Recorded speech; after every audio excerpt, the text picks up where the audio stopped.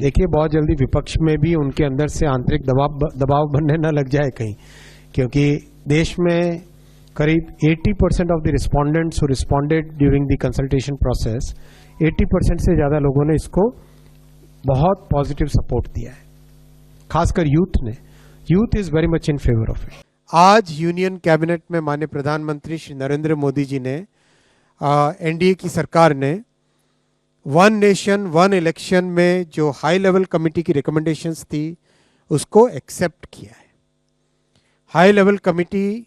recommendations on one nation one election, on simultaneous elections, those recommendations have been accepted today by the union cabinet. And as you are aware,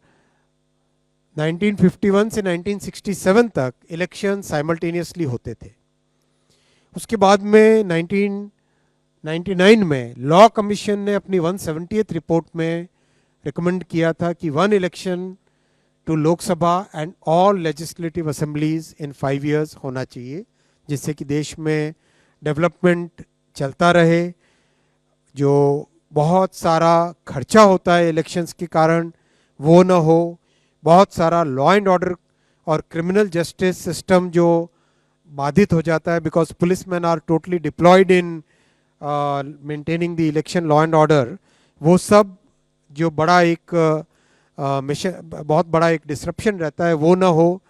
और एक तरीके से जो आज का youth है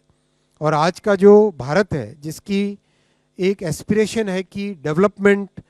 तेजी से हो, चाहे इंफ्रास्ट्रक्चर का हो, चाहे एजुकेशन का हो, हेल्थ केयर का हो, चाहे एम्प्लॉयमेंट अपॉर्चुनिटीज़ का हो, चाहे मैन्युफैक्चरिंग का हो, उसमें इलेक्शन के प्रोसेस से बार बार जो बीच में एक तरीके से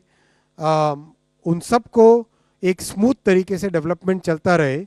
और इस पॉइंट ऑफ व्यू से बार बार ये रिकमेंडेशन, ये सजेशन देश में जगह जगह से अलग अलग फोरम से आया है। पार्लियामेंट्री कमेटी ने भी 2015 में अपनी 79th रिपोर्ट में कहा था गवर्नमेंट को कि suggest methods for simultaneous elections in 2 phases। इसीलिए हाई लेवल कमेटी गठित की गई थी under the chairmanship of Shri Ramnath Kovind ji, the former President of India, and that committee extensively consulted a broad spectrum of stakeholders, including political parties, judges, constitutional experts, large number of experts from various fields. इन सब के extensive consultation के बाद में एक report submit की थी। वो report आपको ऑनलाइन अवेलेबल है, ये वेबसाइट आपके सामने रखा हुआ है और आप यहाँ से ऑफिशियल वेबसाइट से डाउनलोड करना। Cyber security is more important, right? सो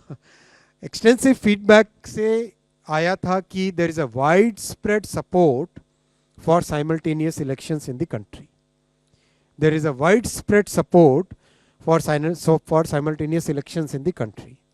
इसीलिए एनडीए सरकार की कैबिनेट ने आज सर्वसम्मति से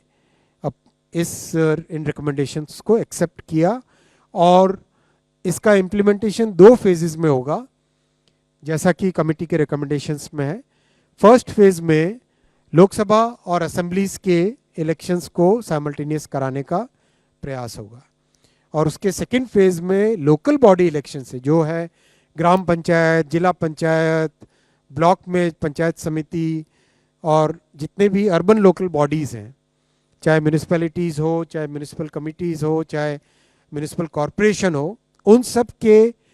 लोकल बॉडी इलेक्शंस को with in 100 days of general elections में करवाना, जिससे कि एक बार में सारे इलेक्शन का प्रोसेस कंप्लीट हो और फिर 5 साल तक सब के सब मेहनत करके देश के निर्माण में लगे। अब इस पे जो कमेटी के रिकमेंडेशंस हैं उनको पूरे देश भर में डिस्कशन किया जाएगा वेरियस फोरम्स में।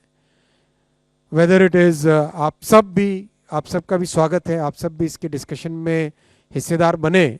और सभी नौजवानों को, सभी जो इंडस्ट्री बॉडीज़ हैं, सभी जो दूसरे जितने भी फेडरेशंस, ग्रुप्स, हर एक तरह के जो सोशल ग्रुप्स हैं, उन सब का हम आह्वान करते हैं कि आप सभी इस पॉइंट को डिटेल में डिस्कस कीजिए, साइंटिफिक वे में डिस्कस कीजिए, कैसे वन नेशन वन इलेक्शन से इकोनॉमी को फ़ायदा होगा, कैसे लॉ एंड ऑर्डर को फ़ायदा होगा, कैसे देश की प्रगति बढ़ेगी, कैसे देश का डेवलपमेंट बढ़ेगा, कैसे ब्लैक मनी का संचार कम होगा, कैसे कितने मल्टीपल इसके जो इम्पैक्ट्स हैं उन सब के ऊपर डिस्कशन करें और एक इम्प्लीमेंटेशन ग्रुप उसके बाद में डेवलप क्रिएट किया जाएगा, जिससे जो लीगल प्रोसेसेस हैं उन प्रोसेसेस से इसको इम्प्लीमेंट करेंगे।